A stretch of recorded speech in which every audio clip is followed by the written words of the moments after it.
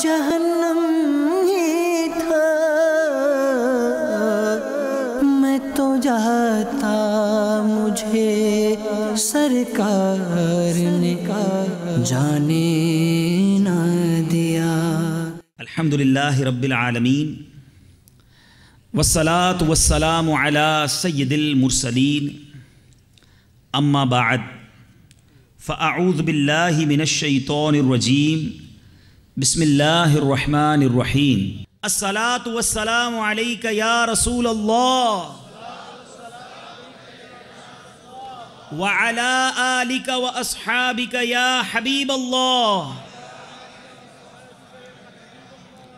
الصلاة والسلام علیک یا نبی اللہ وعلی آلک واصحابک یا نور اللہ۔ میرے پیارے اور محترم اسلامی بھائیوں اور مدنی چینل کے ناظرین، آج دعوت اسلامی کے زیر اہتمام شب معراج کے سلسلے میں سنت بھرے اجتماع کا سلسلہ ہے۔ رب کریم سے دعا ہے، آج رحمتوں کے برسنے کی رات ہے، آج عطائیں بٹنے کی رات ہے۔ آج کی اس رات ان ہزاروں اسلامی بھائیوں کا جمع ہونا اپنی بارگاہ میں قبول فرمائے۔ اے رب کریم، آج ہی کی تو رات تھی کہ جب ہمارے آقا پر رحمتوں کی برسات ہوئی۔ رب کریم نے اپنے پاس بلایا، بہت کچھ عنایتوں سے نوازا۔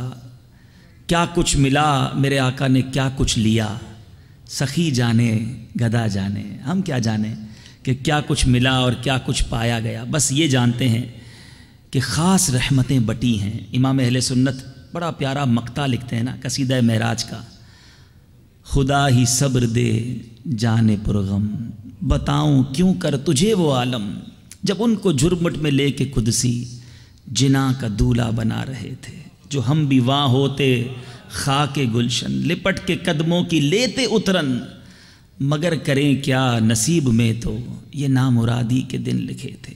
نبی رحمت شفیع امت، رضا پہ للہ ہو عنایت، اسے بھی ان خلعتوں سے حصہ، آقا ہمیں بھی ان خلعتوں سے حصہ، جو خاص رحمت کے وہاں بٹے تھے، جو وہاں بٹا ہے مولا، ہمیں بھی ان عنایتوں میں سے کچھ حصہ عطا فرما۔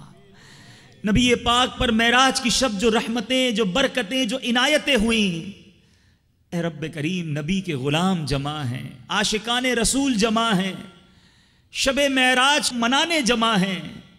اے اللہ، آقا علیہ الصلوۃ والسلام کو جو کچھ وہاں عطا ہوا، جو رحمتیں بٹیں، ان رحمتوں میں سے کچھ حصہ ہمیں بھی عطا فرما، ہم پر بھی رحمتوں کی بارش برسا دے۔ برستا نہیں دیکھ کر ابر رحمت، برستا نہیں دیکھ کر ابر رحمت، بدوں پر بھی برسا دے برسانے والے، ہم بدوں پر بھی برسا دے برسانے والے، آمین بجاہ النبی الامین۔ درود پاک پڑھنے کے بے شمار فضائل و برکات ہیں، بہت ساری احادیث، بہت ساری روایتیں درود پاک کے فضائل میں ملتی ہیں۔ ایک بڑی پیاری حدیث پاک، بہت خوبصورت واقعہ، ایمان افروز واقعہ احادیث کی کتابوں میں موجود ہے۔ حضرت عبداللہ ابن عمر رضی اللہ تعالیٰ عنہ سے مروی ہے کہ رسول کریم رؤوف الرحیم صلی اللہ تعالیٰ علیہ وسلم نے ارشاد فرمایا، قیامت کے دن حضرت آدم علیہ الصلوۃ والسلام عرش کے قریب وسیع میدان میں ٹھہرے ہوئے ہوں گے، آپ پر دو سبز کپڑے ہوں گے، اپنی اولاد میں سے ہر اس شخص کو دیکھ رہے ہوں گے جو جنت میں جا رہا ہوگا۔ حضرت آدم علیہ الصلوۃ والسلام ابو البشر ہیں، اس وقت قیامت کے دن ہر اس امتی کو دیکھ رہے ہوں گے جو جنت میں جا رہا ہوگا، اور اپنی اولاد میں سے اسے بھی دیکھ رہے ہوں گے جو دوزخ میں جا رہا ہوگا۔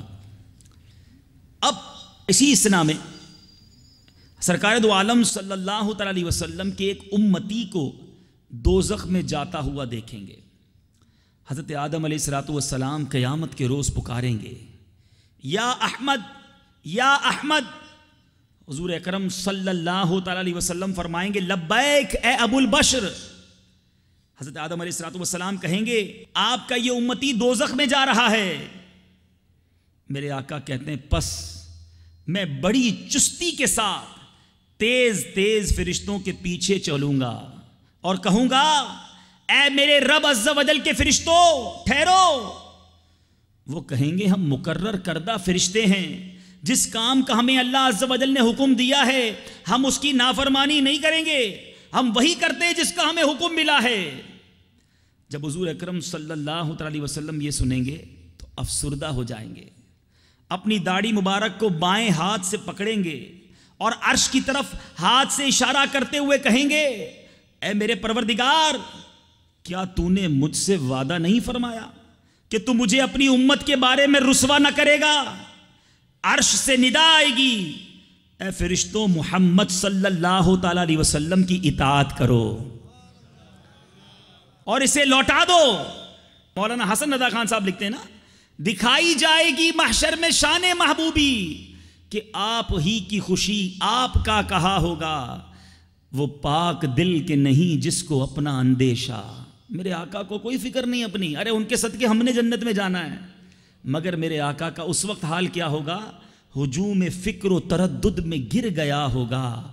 عزیز بچے کو ماں جس طرح تلاش کرے، بچہ گم ہو جائے ماں کیسے تلاش کرتی ہے؟ دیوانہ وار ہیں، اپنے بچے کے لیے تڑپتی ہے.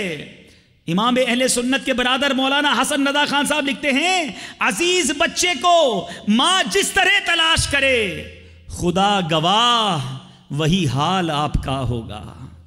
ارے ایسے آقا ملے ہیں امتیوں، جھوم جاؤ. ایک امتی جہنم میں جا رہا ہے، میرے آقا فرشتوں کو کہتے رک جاؤ. اور پھر فرشتوں کو حکم کیا ہوگا؟ جو محمد صلی اللہ تعالی علیہ وسلم کہتے ہیں اس کی اطاعت کرو، ان کی مانو. تو پتا چلا کہ یہ محشر کا جو میدان ہے وہ سجایا کیوں جا رہا ہے؟ دکھائی جائے گی محشر میں شان محبوبی کہ آپ ہی کی خوشی آپ کا کہا ہوگا، غلام ان کی عنایت سے چین میں ہوں گے. ہم غلام ہیں نا انشاءاللہ، پکی غلامی اختیار کرنا.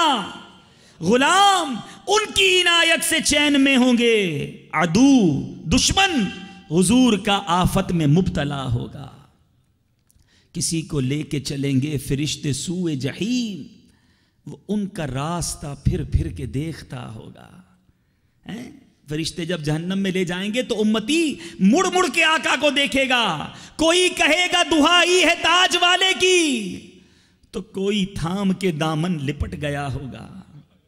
کوئی قریب ترازو، کوئی لبے کوثر، کوئی صراط پہ ان کو پکارتا ہوگا. میرے آقا سب کی پکار سنیں گے. فرماتے ہیں کس طرح دوڑیں گے؟ ہزار جان فدا نرم نرم پاؤں سے، پکار سن کے اسیروں کی دوڑتا ہوگا. میرے آقا ان کے پاس پہنچیں گے جو پکارے گا. سنیے یہ حدیث پاک جو میں آپ کو سنا رہا ہوں کیسی ایمان افروز ہے. پھر میرے آقا کیا کریں گے؟ جب وہ فرشتے رک جائیں گے عرش سے ندا بھی آ جائے گی کہ جو محمد صلی اللہ تعالی علیہ وسلم فرماتے ان کی اطاعت کرو. تو میرے آقا اپنی گود سے سفید کاغذوں ایک کاغذ نکالیں گے. میرے آقا خود فرماتے ہیں میں اس وقت پھر اپنی گود سے ایک سفید کاغذ نکالوں گا اور دائیں میزان کے پلڑے میں ڈال دوں گا. قیامت کے دن ایک اسکیل لگے گا، میزان عمل. ایک بڑی دلچسپ بات بتاتا چلوں، علماء بتاتے ہیں دنیا میں کسی کا پلڑا بھاری ہو جائے تو پلڑا نیچے ہو جاتا ہے، ہلکا اوپر چلا جاتا ہے. ہیوی جو پلڑا ہوتا ہے اسکیل وہ نیچے آ جاتا ہے. قیامت کے دن جو پلڑا بھاری ہوگا وہ اوپر آئے گا. تو جب میرے آقا وہ کاغذ ڈالیں گے تو نیکیوں کا پلڑا بھاری ہو جائے گا اور وہ اوپر آ جائے گا. تو اب کیا ہوا؟ اس کے بعد میرے آقا علیہ الصلوۃ والسلام کاغذ ڈالیں گے، وہ پلڑا اوپر آ جائے گا. میرے آقا کہتے ہیں میں کہوں گا بسم اللہ، وہ نیکیوں والا پلڑا برائیوں والے پلڑے سے بھاری ہو جائے گا. آواز آئے گی خوش بخت ہے، سعادت یافتہ ہو گیا، اس کا میزان بھاری ہو گیا، اسے جنت میں لے جاؤ. وہ بندہ کہے گا اے میرے پروردگار کے فرشتوں ٹھہرو، میں اس بندے سے بات تو کر لوں جو اپنے رب کے حضور بڑی کرامت رکھتا ہے. گویا وہ ابھی تک آقا کو پہچانا نہیں ہوگا وہ گناہگار، وہ آقا کے دامن سے لپٹ کر کہے گا میرے ماں باپ آپ پر فدا ہوں، آپ کا چہرہ انور کتنا حسین ہے، آپ نے میری لغزشوں کو معاف فرما کر میرے آنسوؤں پر رحم فرمایا ہے، آپ کون ہیں؟ میرے آقا علیہ الصلوۃ والسلام ارشاد فرمائیں گے میں تیرا نبی محمد صلی اللہ تعالی علیہ وسلم ہوں، اور یہ تیرا درود پاک ہے جو تو مجھ پر بھیجتا ہے، اس نے تجھ کو پورا نفع پہنچایا جتنا تجھے اس کی ضرورت تھی۔ اب اگر امام اہل سنت کا وہ کلام سنیں، اپنے کرم سے ہم ہلکوں کا پلہ بھاری بناتے یہ ہیں، اپنی بنی ہم آپ بگاڑیں کون بنائے، بناتے یہ ہیں۔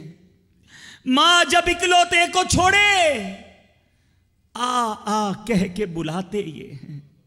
ارے اس دن روایتوں میں آتا ہے کہ ماں بچے سے کہے گی بیٹا ایک نیکی دے دو، میں نے تجھے پال پوس کے بڑا کیا، اپنے پیٹ میں 9 ماہ رکھے، بیٹا ماں سے کہے گا نہیں ماں میں آج تمہاری کوئی مدد نہیں کر سکتا۔ باپ سے بیٹا کہے گا ابا جان میری تکلیف میں آپ بے کل ہو جایا کرتے تھے، آپ نے میرے لیے 2 نوکریاں کی تھی، ابو بڑی پریشانی ہے، ابو جی کوئی ایک نیکی دے دو۔ روایتوں میں آتا ہے باپ بیٹے سے کہے گا بیٹا آج کے دن میں تمہاری کوئی مدد نہیں کر سکتا، وہ ایک دن آنا ہے جب ماں بھی ساتھ چھوڑ جائے گی، بیٹا باپ کا ساتھ چھوڑ جائے گا۔ ہاں ہاں اس دن ایک ہستی ہے جو اس دن بھی ساتھ دے گی، اس دن بھی ہماری مدد فرمائے گی۔ امام اہل سنت فرماتے ہیں ماں جب اکلوتے کو چھوڑے آ آ کہہ کے بلاتے یہ، باپ جہاں بیٹے سے بھاگے لطف وہاں فرماتے یہ ہیں، رنگے بے رنگوں کا پردہ دامن ڈھک کے چھپاتے یہ ہیں۔ ہاں ہاں ان کے ہاتھ میں کل کنجی ہے، مالک کل کہلاتے یہ ہیں۔ ٹھنڈا ٹھنڈا میٹھا میٹھا حوض کوثر پر کون پلائے گا جام، پیتے ہم ہیں پلاتے یہ ہیں۔ وہ پل صراط جو تلوار سے زیادہ تیز بال سے زیادہ باریک ہوگا، گناہگار کٹ کٹ کر جہنم میں گر رہے ہوں گے، اس پل صراط سے کیسے گزریں گے؟ کیونکہ میرے آقا اسی پل کے تو کنارے رب کی بارگاہ میں سجدہ کر کے رب سلم امتی کی صدائیں بلند کر رہے ہوں گے۔ امام اہل سنت کیا خوب فرماتے ہیں، سلم سلم کی ڈھارس سے پل سے پار چلاتے یہ ہیں، مرکد میں بندوں کو تھپک کے قبر میں اکیلے ہوں گے، وحشت ہوگی، گھبراہٹ ہوگی۔ ارے کوئی ماں باپ، کوئی دوست یار، یہ فرینڈ سرکل کوئی قبر میں نہیں آئے گا، ایک ہستی قبر میں بھی آئے گی۔ اعلیٰ حضرت لکھتے ہیں مرکد میں بندوں کو تھپک کر میٹھی نیند سلاتے یہ ہیں۔ کہاں کہاں کام آئیں گے آقا، کہاں کہاں کام آئیں گے۔ اعلیٰ حضرت لکھتے ہیں نا کہہ دو رضا سے خوش ہو خوش رہ، کیونکہ مجدہ رضا کا سناتے یہ ہیں۔ اے غلاموں تمہیں مبارک ہو، ہمیں ایسے آقا ملے ہیں جو ہمیں نہیں بھولے، مگر ایسا لگتا ہے کہ آقا کے غلام آقا کو بھول گئے ہیں، ان کی سنتوں کو بھول گئے ہیں، ان کی تعلیمات کو بھولتے جا رہے ہیں۔ نہیں، دیکھو انہیں مت بھولنا، ان کا دامن نہ چھوڑنا۔ آسیو تھام لو دامن ان کا، آسیو تھام لو دامن ان کا، وہ نہیں ہاتھ جھٹکنے والے، ان کا دامن مت چھوڑنا ورنہ کہیں کے نہ رہیں گے۔ آقا سے لو لگائے رکھنا۔ امام اہل سنت لکھتے ہیں نا انہیں جانا انہیں مانا، نہ رکھا غیر سے کام، للہ الحمد میں دنیا سے مسلمان گیا۔ تو یہ ہے درود پاک کا تحفہ، یہ ہے درود پاک کی برکت۔ پڑھتے رہیے درود پاک، حرز جاں بنا لیجئے۔ دنیا بھر میں کئی لوگ ایسے ہیں جو روزانہ بہت دیر ٹریول میں وقت گزارتے ہیں۔ یہاں بھی میٹرو ہے، بس ہے، واک ہے، لوگ سفر کرتے ہیں، ڈرائیو کرتے ہیں۔ اس ڈرائیونگ میں، اس سفر میں ہمارے پاس وقت ہوتا ہے۔ بدقسمتی سے دیکھا کہ اس وقت کو بھی لوگ کیسے یوز کرتے ہیں کہ چلو اتنی دیر میں بھی کچھ میوزک سن لیا جائے، کان اتنی دیر میں بھی حرام سے بھر لیے جائیں. ارے اگر اتنی دیر اللہ کا ذکر کر لیتے تو ساری زمین ذکر اللہ کی گواہ بن جاتی. اتنی دیر درود پاک پڑھ لیتے. دیکھو ایک درود پڑھنا کیسا کام آیا, اس غلام کو کیسا کام آیا کہ قیامت کے دن آقا نے وہ درود جو ہے وہ اس کے نیکیوں کے پلڑے میں ڈال دیا. یہ درود تو رحمتوں کی برسات ہے. تو میرے پیارے اسلامی بھائیوں, وقت, لوگ بڑا کہتے ہیں کہ اپنے قیمتی وقت میں سے کچھ وقت دے دیجئے. سچی بات یہ ہے قیمتی وقت وہی ہے جو اللہ کے ذکر میں صرف ہو جائے. ارے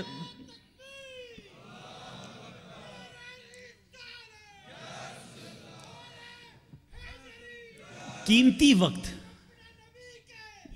وقت جو ہے وہ وہی ہے جو یاد مصطفیٰ صلی اللہ تعالی علیہ وسلم میں صرف ہو جائے, جو درود پاک پڑھنے میں صرف ہو جائے. ارے وقت وہی قیمتی ہے جو فکر آخرت میں صرف ہو جائے. یہ کیسا قیمتی وقت جو فلمیں دیکھتے ہوئے گزرے, جو ڈرامے دیکھتے ہوئے گزرے, جو گانے باجے سنتے ہوئے, جو سنیما گھروں میں گزرے. ارے اس وقت کو تو ضائع کر دیا.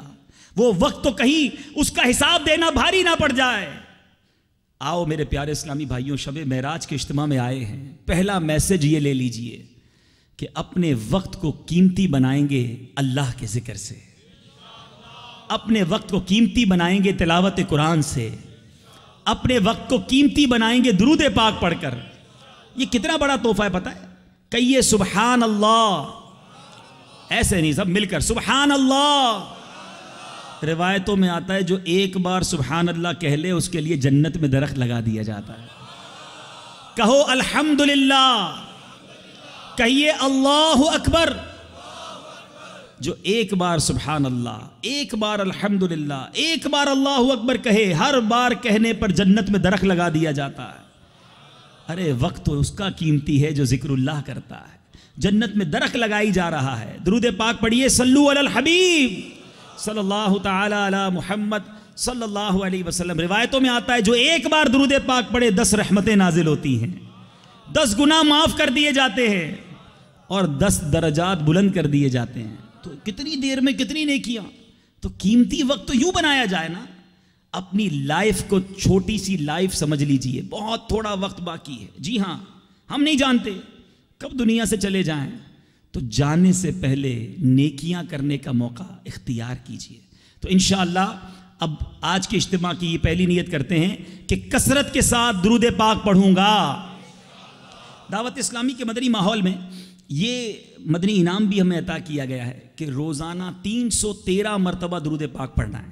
ہم یہ جملہ تو بہت بار سنتے ہیں, کثرت کے ساتھ درود پڑھنا, ایبنڈنس کے ساتھ درود پڑھنا. ہو سکتا ہے کسی کے ذہن میں سوال آئے کہ جناب کثرت کے ساتھ درود پاک پڑھا کیسے پتہ چلے؟ علماء فرماتے ہیں 313 مرتبہ جو درود پاک پڑھ لے اس کا کثرت کے ساتھ درود پاک پڑھنے والوں میں شمار ہو جاتا ہے. تو کم از کم روزانہ 313 مرتبہ پڑھنے کی نیت کر لیجئے انشاءاللہ.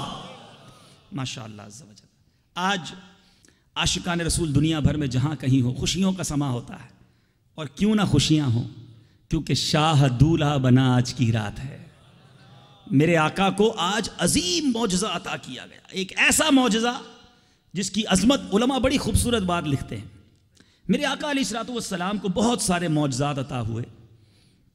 میرے آقا علیہ الصلوۃ والسلام کو تمام انبیاء کو جتنے معجزات عطا ہوئے نا, وہ سب کچھ میرے آقا کو عطا ہوا, بلکہ اس میں کچھ ایکسٹرا اسپیشلٹیز, خصائص کبریٰ بھی میرے آقا کو عطا کیے گئے. سارے انبیاء کے معجزات کا مجموعہ بھی اور مزید معجزات بھی عطا کیے گئے. علماء بڑی پیاری بات لکھتے ہیں کہ میرے آقا کے معجزات تو اتنے سارے ہیں کہ بیان کرتے چلے جائیں. نابینا کو آنکھ والا کر دینا, کوئی ہاتھ ٹوٹا ہوا جاتا تو میرے آقا ہاتھ جوڑ دیتے, خاری کنویں والے آتے, خاری پانی والے آتے, میرے آقا لعاب دہن ڈالتے تو وہ پانی میٹھا ہو جاتا, دعا فرماتے تو سورج کو واپس پلٹا دیتے. سیدنا ابوبکر صدیق رضی اللہ تعالیٰ عنہ کی جب سانپ ڈس لیتا میرے آقا لعاب دہن لگاتے, صدیق اکبر کی جان بچا لیتے. یہ بہت سارے معجزات ہیں, کس معجزے کی بات کریں؟ تو علماء کہتے ہیں یہ جتنے معجزات ہیں نا, یہ میرے آقا نے ڈیلیبریٹلی, دانستہ وہ ظہور نہیں کیے. لوگوں نے نشانیاں مانگی, کوسچنز کیے, فریادیں کی, میرے آقا سے یہ ظہور ہوتا رہا. کوئی آ کے پانی مانگتا, بارش مانگتا, میرے آقا دعا فرماتے, بارش ہونا شروع ہو جاتی. پھر آرزو کرتے آقا بہت بارش ہو گئی, اشارہ فرماتے تو بارش رک جاتی. تو یہ کیا تھا کہ لوگ مانگتے, میرے آقا عطا فرماتے. کوئی مانگنے والا آتا, کوئی آزمانے والا آتا. معجزات ہوتے گئے. مگر نبی پاک صلی اللہ تعالیٰ علیہ وسلم کے اسٹیٹس کے مطابق, آپ کے مرتبے کے مطابق, آپ کے مقام کے مطابق جو معجزات ہیں وہ 2 معجزات ہیں. باقی معجزات واقعی ہم تو سنتے ہیں عقلیں حیران ہو جاتی ہیں کہ کیسے کیسے معجزات ہیں. مگر فرمایا جو میرے آقا کا مرتبہ ہے نا, جو آقا کا اسٹیٹس ہے, اس کے مطابق 2 معجزات ہیں. ایک معجزہ ہے جو ایسا معجزہ ہے جو آج بھی ہمارے درمیان ہے, جس کو اعظم المعجزات کہا جاتا ہے, اور وہ ہے قرآن پاک کا معجزہ. میرے آقا کو رب نے قرآن پاک عطا فرمایا, سینہ مصطفیٰ صلی اللہ تعالیٰ علیہ وسلم نے قرآن اترا, یہ وہ معجزہ. اور دوسرا معجزہ ہے معراج کا معجزہ. کسی نبی کو, کسی کو یہ مرتبہ نہیں ملا کہ کسی نبی نے میرے رب عز و جل کا اپنی آنکھوں سے دیدار کیا ہو.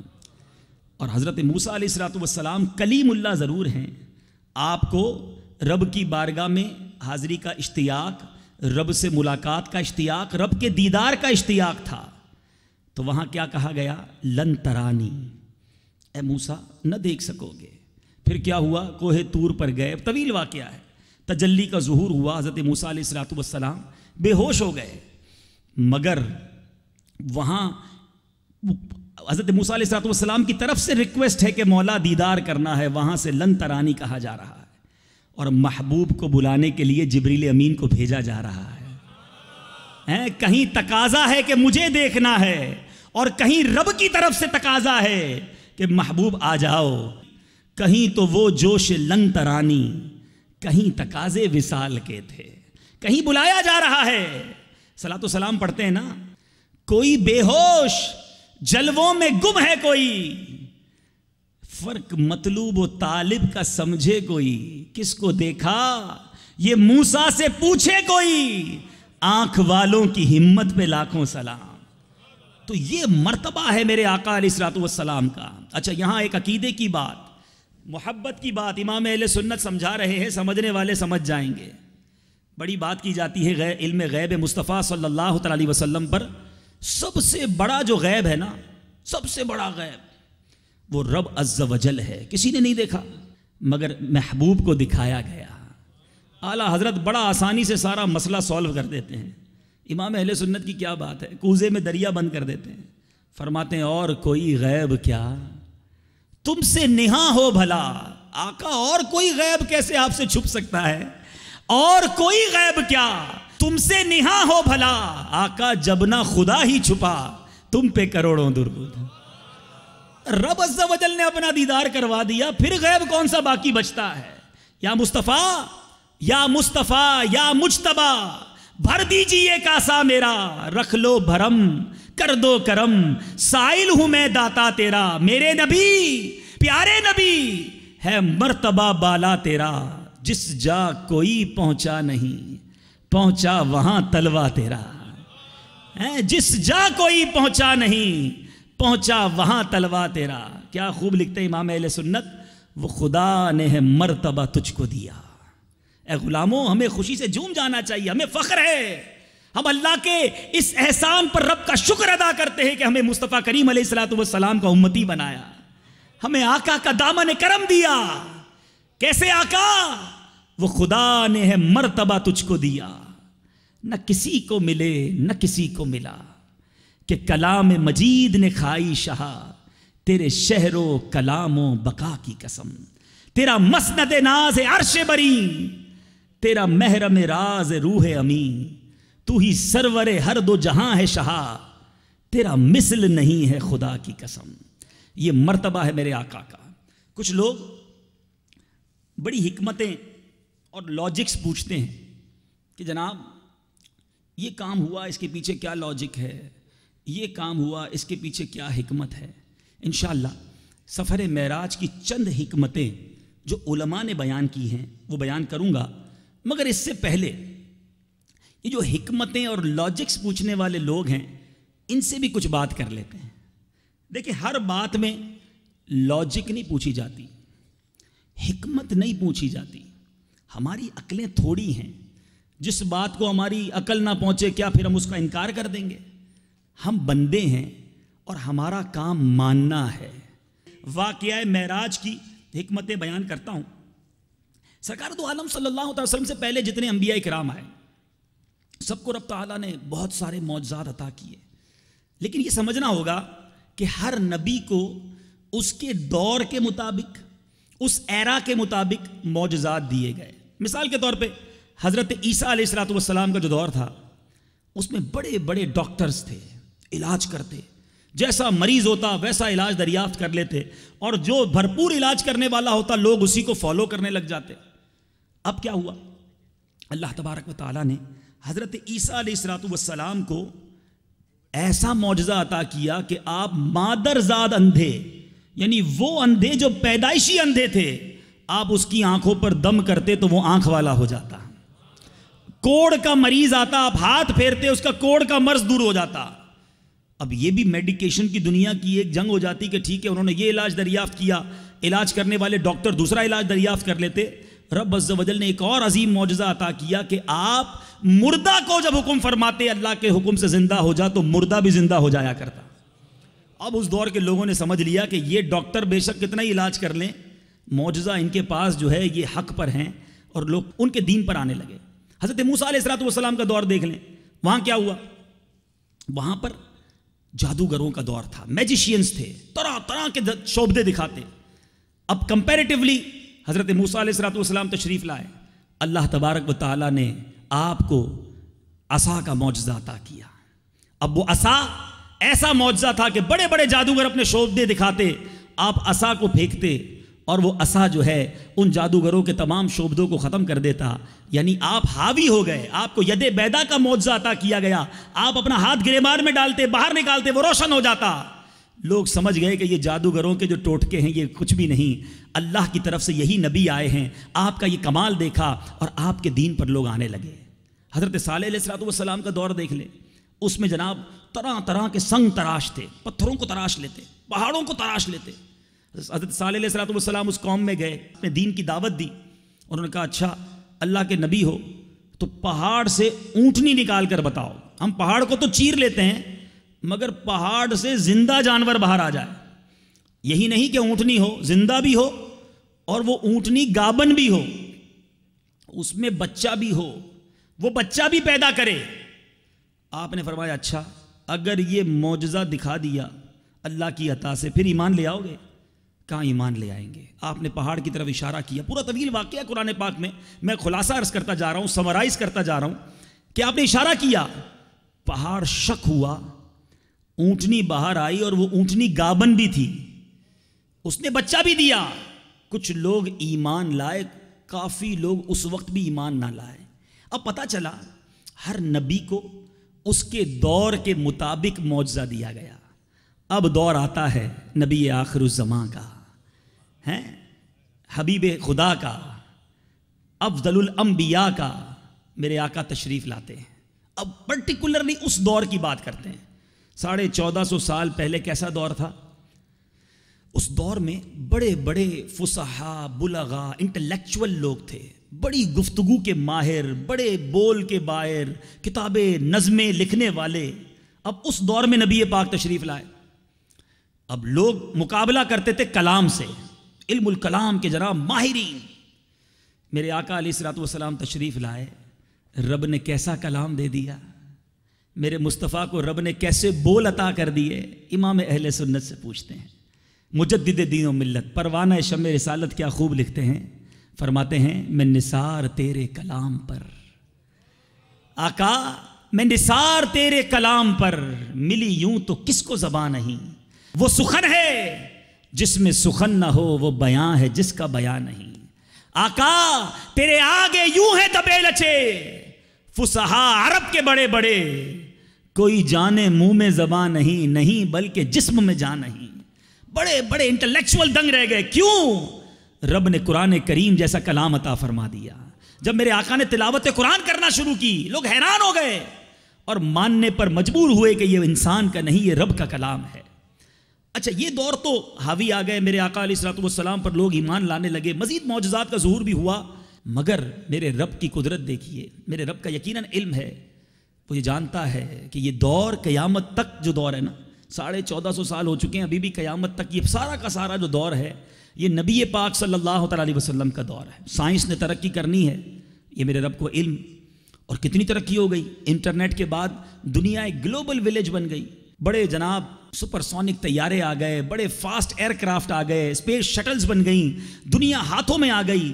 ہو سکتا ہے بعد میں کوئی سائنسدان یا یہ جو لاجکس تلاش کرنے والے لوگ ہیں یہ کہتے کہ ٹھیک ہے جناب، ہر نبی کو اس کے دور کے مطابق معجزہ ملا، اب تو سائنس نے اتنی ترقی کر دی، کیا اسلام کا اس کا بھی کوئی جواب ہے؟ کیا آپ کے پاس، آپ کے نبی علیہ الصلوۃ والسلام کے پاس سائنس کے مقابلے میں کوئی معجزہ ہے؟ اللہ اللہ، سائنس کتنی ترقی کیوں نہ کر جائے، میرے رب عز و جل نے جو معراج کی شب میرے نبی کو عطا فرمایا، وہ معجزہ عطا فرمایا۔ لوگ کہتے ہیں جناب ایئر کرافٹ ایسے بن چکے ہیں کہ آواز کی رفتار سے زیادہ تیز اسپیڈ سے سفر کرتے ہیں، جہاز نکل جاتا ہے، آواز بعد میں آتی ہے، مہینوں کا سفر دنوں میں، اب دنوں کا سفر گھنٹوں میں طے ہونے لگا ہے، مگر اب تک سائنس نہ ایسی ایجاد کر سکی ہے، نہ کرے گی کہ میرے آقا شب معراج یہی رات تھی، آج ہی کی رات تھی، ہائے ہائے کیسی رات، ام ہانی کے گھر آرام فرما ہے، جبریل امین تشریف لاتے ہیں، براق کا سفر ہے، بڑے تیز طیارے دیکھے نا، روایتوں میں آتا ہے براق جس پر میرے آقا سوار ہوئے، حد نگاہ، کبھی آپ کھلے میدان میں کھڑے ہو جائیں، سمندر کے کنارے کھڑے ہوں، آپ 100 مائلز تک دیکھ سکتے ہیں، دور دور تک دیکھ سکتے ہیں۔ فرمایا جتنی نگاہ ہوتی وہاں اس کا پہلا قدم پڑتا تھا۔ اسپیڈ کیا اس پورے سفر کی، سپر سونک طیارے، بڑی بڑی جناب ایجادیں ہو گئیں۔ آپ کبھی اپنے گھر میں کبھی کسی چیز کو ہلائیں، کنڈی ہلا دیں، تسبیح ہلا دیں، 2 4 5 10 15 سیکنڈ وہ ہلتی رہے گی، پھر رک جانا ہے۔ رات کو سوتے ہیں، کھڑے ہوتے ہیں فجر کی نماز کے لیے، صبح جب اٹھتے ہیں بستر کچھ گرم ہوتا ہے، چند سیکنڈز کے بعد واپس بستر پر جائیں تو وہ گرمی ختم ہو جاتی ہے۔ روایتوں میں الفاظ موجود ہیں، میرے آقا 7 آسمان کی سیر کر کے، مسجد اقصیٰ میں انبیاء کی امامت کر کے، جنتوں کے طبقات کو ملاحظہ کر کے، جہنم کے طبقات کو ملاحظہ کر کے، اللہ تبارک و تعالیٰ کا دیدار کر کے سارے سفر سے واپس آتے ہیں، اور کنڈی گھر کی ہلتی رہی۔ جس بستر کو چھوڑ کے گئے وہ بستر ابھی تک گرم ہے۔ ارے کوئی ایسی تیز رفتار سواری ایجاد ہوئی تو بتا دو۔ دراصل یہ سواری کی تیز رفتاری نہیں، علماء اس میں بھی بڑی پیاری بات، عشق کی بات کرتے ہیں کہ روح جب جسم سے نکل جائے تو جسم رک جایا کرتا ہے، حرکت ختم، کیونکہ روح باہر ہے۔ میرے آقا کے بارے میں امام اہل سنت فرماتے ہیں نا، جان ہے وہ جہان کی، ہیں جان ہے وہ جہان کی، جان ہے تو جہان ہے۔ ارے جب جان عالم ہی دنیا سے تشریف لے گئے تھے تو سارا زمانہ رک گیا تھا، نبی پاک واپس آئے تو دنیا کی چال چلنا شروع ہوئی ہے۔ تو وہ رب نے معجزہ عطا فرمایا جس کا جناب سائنس کے پاس بھی کوئی جواب نہیں، نہ ہو سکتا ہے۔ تو یہ اس دور کے لیے اسپیشلی جو بڑا ماڈرن ایرا کہا جاتا ہے، اس کے لیے بھی شاندار جواب موجود ہے۔ تو ایک حکمت تو معراج شریف کے سفر کی علماء یہ بیان کرتے ہیں۔ دوسری حکمت، سارے پیغمبر تشریف لائے، وہ اللہ تبارک و تعالیٰ کے وجود اور جنت و دوزخ کے وجود کی گواہی دیں۔ اپنی اپنی امتوں سے یہ کلمہ پڑھایا، اشہدو ان لا الہ الا اللہ، یعنی میں گواہی دیتا ہوں اللہ کے سوا کوئی معبود نہیں۔ تمام پیغمبروں نے یہ اپنی اپنی امتوں کو رب کی طرف بلایا، اللہ کے معبود ہونے کی گواہی دلوائی۔ اب یہ ساری گواہیاں سنی ہوئی تھیں، کسی پیغمبر نے ان چیزوں کو دیکھا نہیں تھا، اور گواہی کا اختتام اور انتہا دیکھنے پر ہوتا ہے۔ اس لیے ضروری تھا کہ کوئی ایک پیغمبر ایسا ہو جو ان سب چیزوں کو دیکھ کر گواہی دے۔ اللہ تبارک و تعالیٰ انہیں پیارے آقا علیہ الصلوۃ والسلام کو یہ مرتبہ دیا کہ اپنا دیدار کروایا، جنت بھی دکھائی، دوزخ کے طبقات بھی میرے نبی نے ملاحظہ فرمائے۔ اب دیکھ کر گواہی دیں، تو کیونکہ میرے نبی آخری پیغمبر، کسی نبی نے نہیں آنا، تو گواہی کی تکمیل کے لیے ضروری تھا کہ کسی کو بلا کر یہ سب کچھ دکھا دیا جاتا۔ تو معراج کے سفر کی ایک دوسری حکمت یہ بھی بیان فرماتے ہیں، ایک بڑی اور خوبصورت حکمت اللہ تبارک و تعالیٰ قرآن مجید میں فرماتا ہے، اللہ نے مومنوں کی جانیں اور ان کے مال جنت کے بدلے خرید لیے. ٹھیک ہے، اب اس آیت میں فرمایا اللہ خریدار ہے. ٹھیک ہے، کن کا؟ جانوں اور مالوں کا، مومنین کے. اور مومن بیچنے والے ہیں اپنی جان اور مال اللہ کی بارگاہ میں جنت کے بدلے. تو اب ایک چیز ہوتی ہے بکنے والی، ایک چیز ایک بیچنے والا ہوتا ہے، ایک ہوتا ہے خریدار. اب درمیان میں کسی ایسی شخصیت کی ضرورت محسوس ہوئی کہ جس نے خریدار کو بھی دیکھا ہو، جو چیز ملنی ہے اس کو بھی دیکھا ہو. میرے آقا مومنین کو گواہی بھی دے کہ جنت بھی دیکھی ہے، رب کو بھی دیکھا ہے، جو ملنا ہے وہ بھی دیکھا ہے. تو چنانچہ اللہ تعالیٰ نے شب معراج پیارے آقا کو بلا کر مسلمانوں کے جان و مال کی قیمت جنت میرے آقا کو دکھا دی. فرمایا محبوب تم نے بکنے والی چیز یعنی مسلمانوں کے جان و مال کو تو دیکھا ہے، آؤ جنت کو بھی دیکھ لو. بلکہ جنت نہیں، جنت کے بدلے جو خریدار ہے، جو مال و جان خرید رہا ہے، اس کا بھی دیدار کر لو. اور ایک بڑی خوبصورت بات علماء لکھتے ہیں، کچھ لوگ بیچنے والے ہوتے ہیں، کچھ خریدنے والے ہوتے ہیں، لیکن جو دونوں کا سودا بنانے والا ہوتا ہے نا، اس کی دونوں طرف بڑی عزت ہوتی ہے. ادھر بھی جائیں تو عزت سے بٹھایا جاتا ہے، ادھر بھی جائیں تو عزت سے بٹھایا جاتا ہے. میرے آقا مومنین کا مال گویا رب کی بارگاہ میں بکوانے والے، رب کی بارگاہ میں بھی عزت و احترام، مومنین بھی عزت و احترام سے دیکھتے ہیں. تو بہرحال یہ واقعہ معراج، اس کو بہت ساری جہتوں سے بیان کیا جا سکتا ہے. کس کس بات کو بیان کریں؟ میرے آقا کو جبریل امین نے اٹھایا کیسے، یہ بھی عشق کی بات ہے. علماء لکھتے ہیں کہ میرے آقا کی بارگاہ میں جبریل امین حاضر ہوئے، آنکھیں بند ہیں، جگانا ہے، کیسے جگایا جائے؟ روایتوں میں آتا ہے جبریل امین نے اپنے کافوری ہونٹ جو ہیں وہ محبوب پاک کے قدموں سے لگا دیے ہیں، گویا قدم چوم کر مصطفیٰ کو اٹھایا جا رہا ہے. پھر براق کی سواری ہے، اس کی بات کی جائے، اس کے بعد وہ براق چنا کیسے گیا، جنت میں کس طرح وہ غمگین تھا، پھر اسے چن کر لایا گیا. بہت تفصیل ہے ان تمام واقعات کی. لیکن بہرحال میرے پیارے اور محترم اسلامی بھائیوں، مختصراً چند باتیں سفر معراج کے حوالے سے، اور پھر اس سفر معراج ایک عظیم تحفہ جو ہمارے آقا کو عطا ہوا، اس تحفے کی بات کریں گے. درود پاک پڑھ لیں، صلو علی الحبیب صلی اللہ تعالی علی محمد صلی اللہ علیہ وسلم. سفر معراج کی منزلیں کیا تھیں؟ بیت المقدس سے مقام کعبہ قوسین تک پہنچنے تک آپ نے 10 منزلوں پر قیام فرمایا، اور ہر منزل پر کچھ گفتگو ہوئی اور بہت سی خداوندی نشانیوں کو ملاحظہ فرمایا. نمبر 1 آسمان اول، نمبر 2 دوسرا آسمان، تیسرا آسمان، چوتھا آسمان، 5واں آسمان، 6واں آسمان، 7واں آسمان، سدرۃ المنتہا، مقام مستوی جہاں آپ نے قلم قدرت چلنے کی آواز سنی، اور پھر عرش اعظم. یہ میرے پیارے اسلامی بھائیوں، میرے آقا نے وہ مقامات جو اس رات جو ہے وہ طے کیے. اور اس رات میرے پیارے اور محترم اسلامی بھائیوں، میرے آقا علیہ الصلوۃ والسلام کا شق صدر بھی ہوا.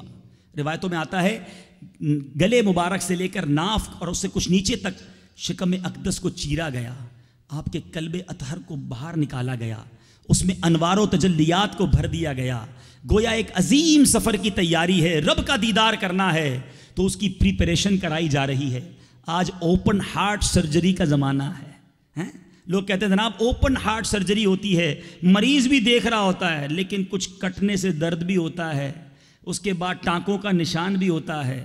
فرشتوں نے میرے آقا علیہ الصلوۃ والسلام کا 4 بار شق صدر کیا ہے، 4 بار یہ قلب اقدس اس کو جناب مزید انوار و تجلیات سے بھرا گیا ہے. کیا خوب اعلیٰ حضرت میرے آقا کے قلب اطہر کے بارے میں لکھتے ہیں، تو جو چاہے تو ابھی میل میرے دل کے دھلے کہ خدا دل نہیں کرتا کبھی میں لا تیرا،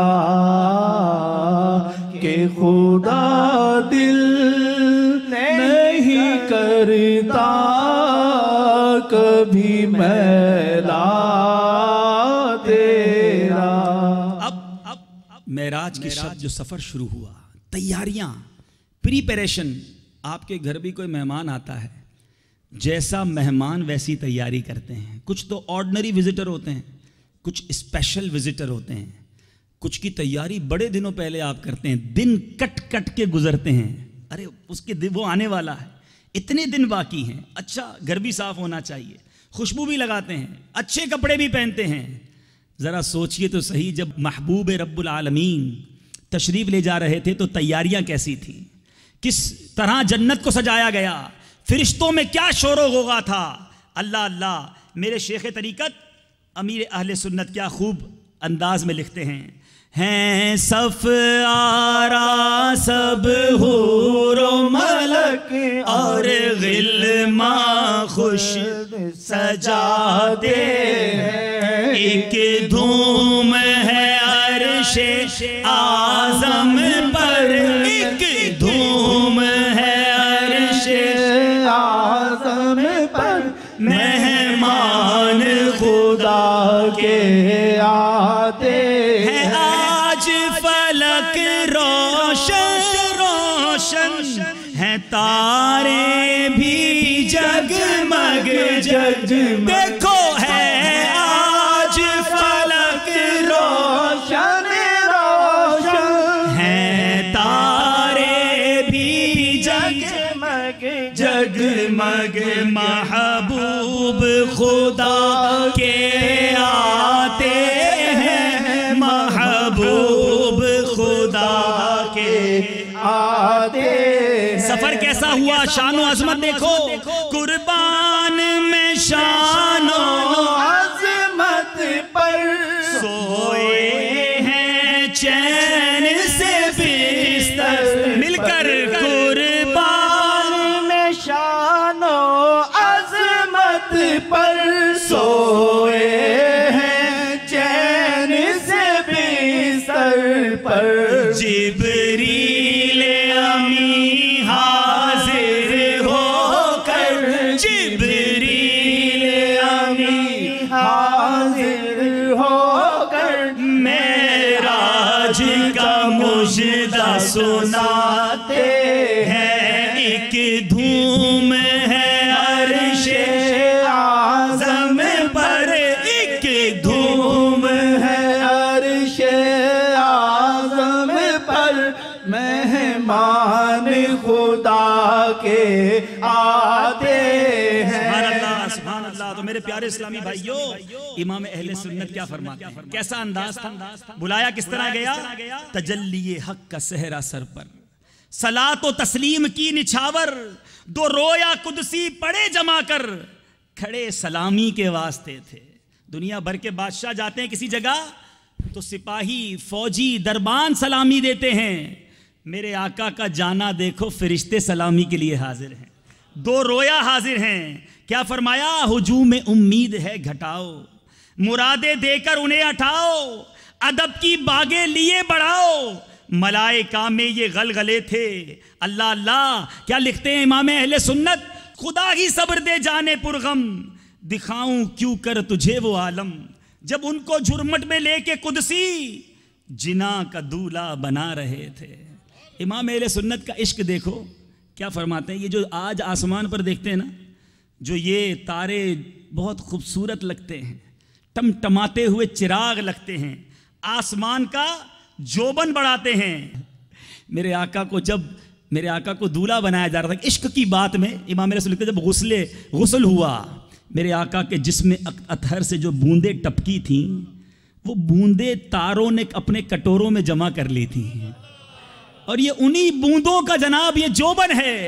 وہی تو اب تک چھلک رہا ہے، وہی تو جوبن ٹپک رہا ہے. نہانے میں جو گرا تھا پانی، کٹورے تاروں نے بھر لیے تھے. نہانے میں جو گرا تھا پانی، کٹورے تاروں نے بھر لیے تھے. امام اہل سنت کے عشق پر قربان. قصیدہ معراج میں کیا لکھتے ہیں، یہ چاند جو ہے اس پر ایک داغ نظر آتا ہے. جب بھی دیکھتے ہیں چاند بڑا خوبصورت ہے، مگر ایک داغ بھی ہے اس پر. اعلیٰ حضرت کہتے ہیں، چاند تو نے بھی یہ غلطی کر دی، مصطفیٰ کریم جب عرش پر آئے تھے آپ کے قدموں سے جو خاک لگی تھی وہ اٹھا لیتا, اپنے چہرے پر ملتا تو تیرے داغ بھی دھل جاتے ہیں. اور کس خوبصورت انداز میں لکھتے ہیں, ستم کیا کیسی مت کٹی تھی کمر وہ خاک ان کے راہ گزر کی, ستم کیا کیسی مت کٹی تھی کمر وہ خاک ان کے راہ گزر کی, اٹھا نہ لایا کہ ملتے ملتے یہ داغ سب دیکھنا مٹے تھے. تو ایسا سفر, ایسی تیاری, ایسی پریپریشن کیوں؟ محبوب رب العالمین جا رہے ہیں, رب کے محبوب کی آمد ہے. اور پھر سدرۃ المنتہا پر کیا ہوا, وہ روایتیں کئی جگہوں پر حدیث میں مضمون موجود ہے کہ اب جبریل امین فرماتے ہیں, عرض کرتے ہیں یا رسول اللہ اس سے آگے میں نہیں جا سکتا, اب آگے کوئی نہیں جا سکتا. اب کون جائے گا؟ اب مصطفیٰ کریم علیہ السلام آگے جا رہے ہیں. اب جبریل امین وہاں رک گئے, اب جبریل امین کے بعد بھی میرے آقا علیہ السلام آگے جا رہے ہیں. اور پھر وہاں کیا ہوا, کیا ملا, کیا باتیں ہوئیں, میرے رب عز و جل نے کیا عطا فرمایا, رب جانے, مصطفیٰ علیہ السلام جانے. مگر اس رات ایک عظیم تحفہ سرکار دو عالم صلی اللہ تعالی علیہ وسلم کی امت کو ملا, اور وہ تحفہ ہے نماز کا تحفہ. شب معراج ہے آج, 27ویں شب ہے, آج کی رات ایک خصوصی تحفہ ہمیں ملا ہے, اور وہ نماز. اور کتنی نمازیں ملی؟ 50 نمازیں. حضرت موسیٰ علیہ السلام نے عرض کیا یا رسول اللہ آپ کی امت 50 نہیں پڑھ سکے گی, واپس جائیے. اب واپس تشریف لے گئے, 45 ہوئیں, 40 ہوئیں, بار بار کا جانا اور آنا. علماء اس میں بھی بڑی عشق کی بات لکھتے ہیں, موسیٰ علیہ السلام بار بار اس لیے بھیجتے کہ ان آنکھوں کو دیکھ لوں جو رب کو دیکھ کر آ رہی ہیں, پھر جائیں گے پھر آئیں گے. کہتے ہیں نا مدینے سے آنے والوں کی لوگ آنکھیں چوم لیتے ہیں, یہ مدینہ دیکھ آئی ہیں. حضرت موسیٰ علیہ السلام بار بار بھیجتے حضور پھر جائیے. کوہ طور پر تجلی پڑی تو حضرت موسیٰ علیہ السلام وہ دیدار نہ کر سکے, لیکن محبوب رب اکرم ہے, جاتے یہ ہیں آتے یہ ہیں, بار بار جانا, بار بار جاتے واپس آتے. بہرحال یہ نمازیں کم ہوتے ہوتے 5 ہو گئیں. عرض کیا حضور پھر جائیے. کہا مجھے شرم آتی ہے, اپنے رب کی بارگاہ میں جاتے ہوئے اب شرم آتی ہے. اب اللہ کی رحمت دیکھیے, لا تبدیل لکلمات اللہ. ارشاد ہوا محبوب ہمارے کلمات میں تبدیل نہیں ہوتی, تمہارا امتی 5 نمازیں پڑھے اسے 50 نمازوں کا ثواب عطا کیا جائے. اب پھر بھی نماز نہ پڑھیں تو اے شب معراج منانے والو, اے آقا علیہ السلام کی خوشی میں خوش ہونے والو, آؤ آج ایک پکی نیت کر لو. یہ نماز جو ہے نا یہ بہت عظیم تحفہ ہے. قرآن مجید فرقان حمید نماز پڑھنے والوں کو کیسی کیسی بشارتیں دیتا ہے. پارہ 6 سورہ نساء آیت نمبر 162 میں ارشاد ہوتا ہے, ترجمہ کنز الایمان, اور نماز قائم رکھنے والے اور زکوٰۃ دینے والے اور اللہ اور قیامت پر ایمان لانے والے ایسوں کو ان قریب ہم بڑا ثواب دیں گے. ایک اور جگہ قرآن مجید فرقان حمید میں ارشاد ہوتا ہے وَأَقِيمُوا الصَّلَاةَ وَآتُوا الزَّكَاةَ وَأَطِيعُوا الرَّسُولَ لَعَلَّكُمْ تُرْحَمُونَ. اور نماز برپا رکھو اور زکوٰۃ دو اور رسول کی فرما برداری کرو اس امید پر کہ تم پر رحم ہو. تو آؤ آج پکی نیت کرتے ہیں. نماز پڑھنے والے کو کیا کیا ملنا ہے پتہ ہے؟ آقا کی معراج کے بارے میں سنا, مومن کی معراج نماز ہے. نماز جنت کی کنجی ہے. نماز ہمارے پیارے آقا علیہ السلام کی آنکھوں کی ٹھنڈک ہے. اے بیماروں سنو, نماز پڑھنے والے کی بیماریاں دور ہو جاتی ہیں. اے رزق میں تنگی کا شکوہ کرنے والوں سنو, جو نماز پڑھتا ہے اس کے رزق میں برکت ڈال دی جاتی ہے. نمازی کے چہرے پر نور آ جاتا ہے. نماز جو ہے وہ قبر میں اندھیرے کو دور کرتی ہے, اندھیری قبر کا چراغ ہے. اور نمازی کو میرے آقا علیہ السلام کی بروز قیامت شفاعت نصیب ہوگی. اور نمازی کے لیے سب سے بڑا انعام پتہ ہے کیا ہے؟ اس سے اللہ تعالیٰ کا دیدار کروایا جائے گا, رب کا دیدار کروایا جائے گا. پھر بھی نماز نہ پڑھیں. اور جو نماز نہیں پڑھتا، غور سے سنیں، روایتوں میں آتا ہے جو جان بوجھ کر ایک نماز قضا کر دیتا ہے اس کا نام جہنم کے دروازے پر لکھ دیا جاتا ہے۔ جس گھر میں آپ رہتے ہیں اس کے بعد آپ کا نام لکھا ہوتا ہے، وہ کتنا بد نصیب ہے کہ جس کا نام جہنم کے دروازے پر لکھ دیا جائے۔ دنیا میں رہتا ہو اور نام جہنم کے دروازے پر لکھا جائے، جس دروازے سے وہ داخل ہوگا۔ نماز میں سستی نہیں۔ روایتوں میں آتا ہے بے نمازی کو قبر اس طرح دبائے گی کہ اس کی پسلیاں ٹوٹ پھوٹ کر ایک دوسرے میں پیوست ہو جائیں گی۔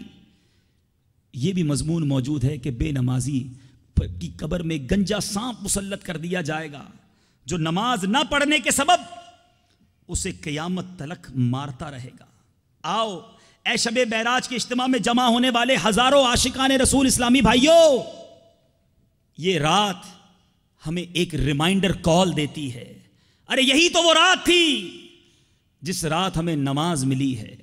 آقا فرماتے نماز پڑھو میری آنکھوں کی ٹھنڈک ہے، اور آقا کا امتی نماز کے وقت اوندھا سو رہا ہوتا ہے۔ ظہر اس لیے نہیں پڑھتا کہ جناب آفس پہ رش ہوتا ہے، فجر میں آنکھ نہیں کھلتی، عصر میں بڑا بیزی ہوتا ہوں، مغرب جناب بڑا ڈیفیکلٹ ٹائم ہے، رات عشاء کے وقت تھک بڑا جاتا ہوں۔ یہ غلام مصطفیٰ کا کام نہیں۔ اپنی نماز سے مت کہو مجھے کام ہے، اپنے کام سے کہو مجھے نماز پڑھنی ہے۔ نماز پڑھنے سے کام گھٹتا نہیں، اپنی رب کی بارگاہ میں سجدہ کرو۔ یہ کیسے پاسبل ہے کہ میں نماز نہیں پڑھتا تو مجھے رزق مل رہا ہے، اور میں نماز پڑھوں گا تو میرا رزق کم ہو جائے گا؟ ارے نماز پڑھو، رزق میں برکت آ جائے گی۔ تو وقت پر نماز ادا کرنے کی آج ہم سب نے پکی نیت کرنی ہے۔ اور نماز کے جو فضائل ہیں، ارے نماز کے فضائل تو بیان کرتے چلے جائیں۔ میرے آقا علیہ الصلوۃ والسلام کی ایک حدیث پاک سنیے۔ میرے آقا موسم میں سرما خزاں کا جو موسم ہوتا ہے، ونٹر اسپرنگ میں جب بہت سارے پتے جھڑتے ہیں، ایک بار تشریف لائے، درختوں کے پتے جھڑ رہے تھے۔ آپ نے ایک درخت کی ٹہنی کو پکڑا اور اس کو ہلایا، بہت سارے پتے جھڑے۔ تو پیارے آقا علیہ الصلوۃ والسلام نے فرمایا اے ابو ذر، میں نے عرض کی یا رسول اللہ صلی اللہ علیہ وسلم میں حاضر ہوں۔ ارشاد فرمایا بے شک جب کوئی مسلمان اللہ عز و جل کی رضا کے لیے نماز پڑھتا ہے تو اس کے گناہ ایسے جھڑتے ہیں جیسے اس درخت کے پتے جھڑ رہے ہیں۔ تو نماز تو ایک ایسی نعمت ہے۔ ایک اور بڑی پیاری مثال دی، گناہ ہم سے ہو جاتے ہیں، خطائیں ہم سے ہو جاتی ہیں، مگر نماز کو تو تھام کے رکھیں۔ میرے آقا علیہ الصلوۃ والسلام کو فرماتے ہوئے سنا، حضرت سیدنا ابو ہریرہ رضی اللہ تعالیٰ عنہ راوی ہیں، تمہارا کیا خیال ہے اگر تم میں سے کسی کے دروازے پر ایک نہر ہو اور روزانہ 5 مرتبہ اس نہر میں وہ غسل کرے، گھر کے باہر ایک نہر اور اس میں روزانہ 5 بار غسل کرے، تو کیا اس کے جسم پر میل کچیل بچے گا؟ صحابہ کرام نے عرض کی بالکل نہیں بچے گا۔ میرے آقا علیہ الصلوۃ والسلام نے فرمایا یہی مثال ان 5 نمازوں کی ہے، اللہ عز و جل ان کے سبب گناہوں کو مٹا دیتا ہے۔ نمازوں کے درمیان میل لگ جاتا ہے نا، تو اس اللہ کی رحمت کی نہر میں غسل کر لو، انشاءاللہ یہ میل دور ہو جائے گا۔ تو آج پکی نیت کرنی ہے جو یہاں موجود اور وہ لوگ جو اس وقت مدنی چینل پر یہ اجتماع دیکھ رہے ہیں دنیا بھر میں، آئیے پکی نیت کیجئے، شب معراج آج ہمیں نماز کا تحفہ ملا، آج کے بعد ہماری کوئی نماز قضا نہیں ہوگی۔ ایسا نہیں، ایسا بلند نعرہ بلند کریں کہ شیطان دور بھاگ جائے، آج کے بعد ہماری کوئی نماز قضا نہیں ہوگی۔ اچھا، جتنی نمازیں قضا ہوئی ہیں وہ پڑھنی پڑیں گی۔ کسی کا قرض دیر سے دو تو پہلے تو قرض دیر سے دینے کی معافی مانگنی ہے اور قرض بھی دینا ہے۔ خالی معافی مانگنے سے قرض معاف نہیں ہو جاتا۔ توبہ کیا کرنی ہے؟ یا اللہ جو نمازیں نہ پڑھ سکے قضا کر دی، اس کی ہمیں معافی عطا فرما، مگر نماز ہم پر پڑھنی ہے، ہمیں پڑھنی ہے جو قضا ہو گئی، تو اب اس کا کیلکولیشن کر لیں، اس کا حساب کریں اور تھوڑی تھوڑی اس طرح پلان کر لیں کہ نماز ادا کریں۔ تو یہ بھی نیت کر لیں جس کے ذمے جو قضا نماز باقی ہے وہ بھی ادا کروں گا ماشاءاللہ۔ اب اس رات میرے آقا علیہ الصلوۃ والسلام نے جہنم کے طبقات کو بھی ملاحظہ فرمایا۔ اب ان جہنم کے طبقات میں میرے آقا علیہ الصلوۃ والسلام نے کچھ لوگوں پر عذاب ہوتے ہوئے دیکھا۔ کیا ہوا؟ دیکھا ایک قوم پر آپ کا گزر ہوا، اس کی شرمگاہ پر آگے پیچھے چیتھڑے لپٹے ہوئے تھے، وہ حیوانوں کی طرح کانٹے دار زقوم اور جہنم کے پتھر کھا رہے تھے۔ آپ نے فرمایا یہ کون لوگ ہیں؟ جبرائیل نے عرض کی یہ وہ لوگ ہیں جو اپنے مالوں کی زکوٰۃ نہیں نکالتے تھے۔ اے وہ لوگو جن کو اللہ نے مال و دولت سے نوازا ہے اور زکوٰۃ نہیں دیتے. اچھا کچھ لوگ زکوٰۃ دیتے ہیں تو اپنی طرف سے ہی کیلکولیشن کر لیتے ہیں, اندازاً نکال دیتے ہیں. نہیں, کسی عالم دین سے, کسی مفتی صاحب سے رجوع کیجئے, اپنی پوری انکم, پراپرٹی, اپنے ایسٹس بتائیے. کیا پتہ آپ کی کیلکولیشن ہی غلط ہو. پراپر زکوٰۃ نکالنا ہم پر ضروری ہے. تو اپنی زکوٰۃ پوری نکالنے کی بھی آج نیت کریں کہ انشاءاللہ اب اپنی پوری زکوٰۃ نکالیں گے, اور جن کی باقی ہے وہ بھی ادا کریں. چلیں زکوٰۃ کی بات چلی ہے تو دعوت اسلامی تبلیغ قرآن و سنت کی غیر سیاسی عالمگیر تحریک, جس کا مدنی کام آپ کے سامنے ہے. دعوت اسلامی دنیا بھر میں کس بڑے پیمانے پر دین کی خدمت کر رہی ہے. مدارس ہوں, جامعات ہوں, مساجد ہوں, مراکز ہوں, جناب زلزلوں میں لوگوں کی خدمت کرنا ہو, سیلابوں میں فلاحی کام کرنا ہو, کس شعبے میں دعوت اسلامی اپنی خدمتیں نہیں دے رہی. غیر مسلموں کو مسلمان کرنا ہو, بلکہ یہ جو مدنی چینل جس پر آپ یہ سلسلہ دیکھ رہے ہیں, کروڑ روپے تو اس پر اخراجات ہوتے ہیں دعوت اسلامی کے.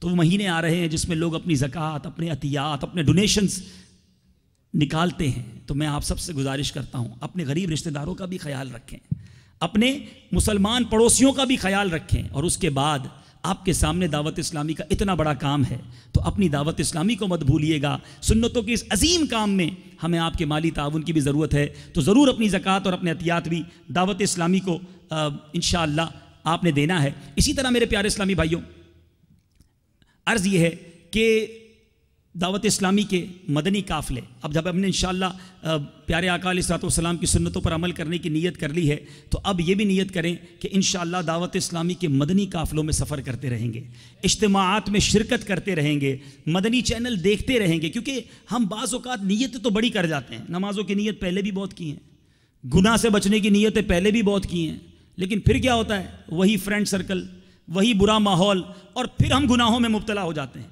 تو آج تمام اسلامی بھائی یہ نیت کریں کہ انشاءاللہ عز و جل اب پابندی کے ساتھ, آپ جہاں جہاں سے آئے ہیں, آپ کے قریب ہر جمعرات دعوت اسلامی کے مدنی حلقے ہوتے ہیں, پھر اسی طرح ہمارے مدرسۃ المدینہ بالغان ہیں, مدنی چینل آپ کے گھروں میں آ رہا ہے, مدنی قافلے سفر کرتے ہیں دنیا بھر میں, جہاں ناظرین ہمیں دیکھ رہے ہیں, اپنے آپ کو اس مدنی ماحول کے ساتھ باندھ لیجئے.